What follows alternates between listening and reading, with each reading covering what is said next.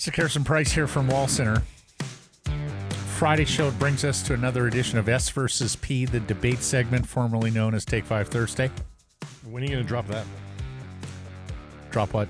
The formerly known as. Well, I mean, You got to move on. we're a month in here, so that's the last one. Maybe once he gets swept here? Well, yeah. Like? How about once I get a win? 3 weeks into this, and so-and-so here is 3-0. I need a win. You are the Dallas Stars. Yeah. No, I'm the Boston Celtics, Grady. Oh. I'm coming storming back. So, 2 minutes per argument. And remember, we're asking you to vote on who made the better argument here, not what you personally believe on the question. So check all your biases, preconceived notions at the door. Evaluate the arguments. Mediator Grady Sass presiding here. We're taking votes on YouTube and on Twitter.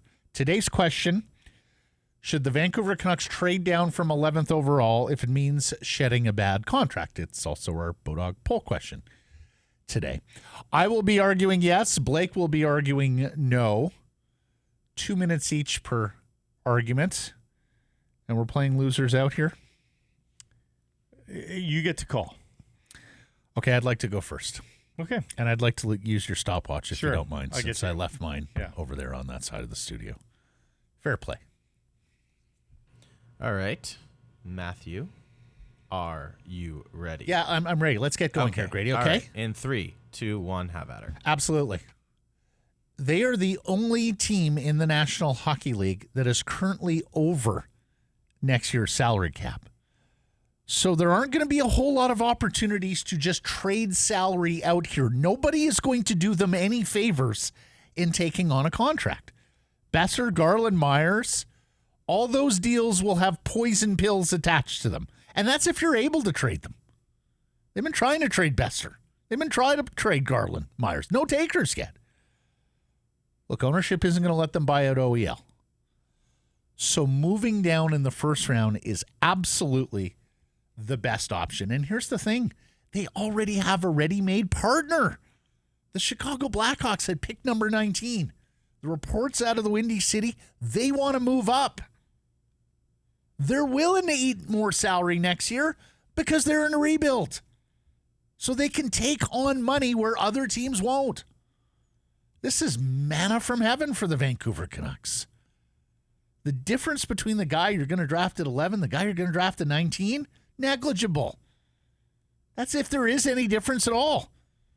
In a lot of years, your scouts are going to draw little, if any, distinction between the 11th overall prospect and the 19th overall prospect on their list. They're all going to be in the same tier. You're still going to get a very good prospect. It's a very deep draft. And if this means not having to give up an asset, only draft position, that's all you're giving up here. Not an asset, not a future pick, not a young player, not taking any bad money back. This is the best way to alleviate the cap crunch. This isn't a nice to do. This is a need to do. Wow, look at that. 12 seconds to spare. Good Well, for I went you. over last week and I felt bad about it, so I made sure It's to averaging pare out, down eh? the...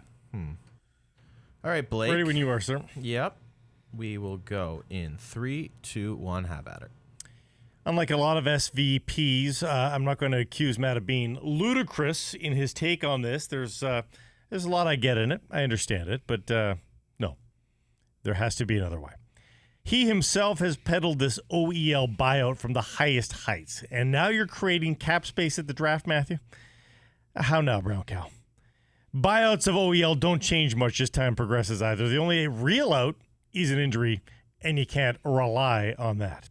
The summer is a different roster climate to anything we've seen so far, insofar as the Canucks' ability to trade guys like Garland, Besser, or even Beauvillier, who, as interesting as he is as a player, has just 1 year left that gets you nearly $4.2 million in cap space immediately. And of course, there's always the Tyler Myers possibility as well, even with the September bonus nuance. This team has too few prospects and certainly too few top-end prospects. I still do have faith in Vasily Podkolzin, but after that, Aatu Ratu has a long way to go. On defense, there's some older prospects that may come through and be NHL players, but stars, No one with top-end ratings. As stated on the show yesterday, there are models right now that project an 11th overall pick this June is likely a 5th or 6th from recent draft years. Would you trade down from 5 or 6 right now, or would you do the spade work and find the space another way? This draft has drawn comparisons to 2015. In the 10 to 12 range of that year was Rantanen, Krause, and Gurionov. Those would be useful players.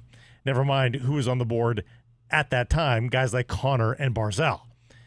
You still have a seat at the buffet at that point. Don't give up on the buffet and settle for what's left in the fridge. You keep your pick at 11. More an a la carte guy myself. Both with 12 seconds to spare. Look at you guys. Efficiency here. Thank you, Grady. There you have it, everybody. I need your votes. I need a win here in 2023. Vote below.